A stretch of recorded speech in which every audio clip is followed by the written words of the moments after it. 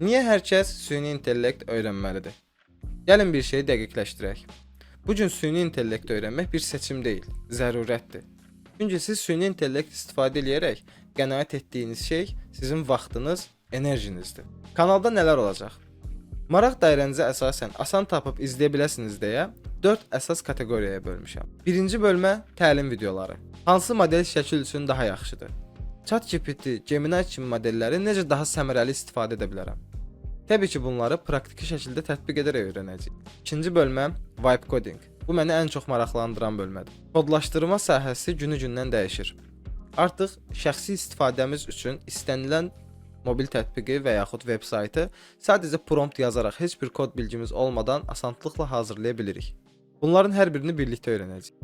Üçüncüsü prompt mühəndisliyi. Ən çox istifadəçi kütləsinə sahib olan Gemini, ChatGPT kimi chatbot modelləridir.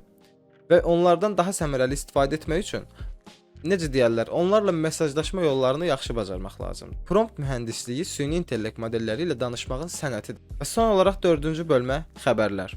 Süni intellekt, robotlar, texnologiya və bənzəri innovasiya xəbərlərini həftəlik və ya aylıq olaraq tərtib edib sizinlə bölüşməyə çalışacağam.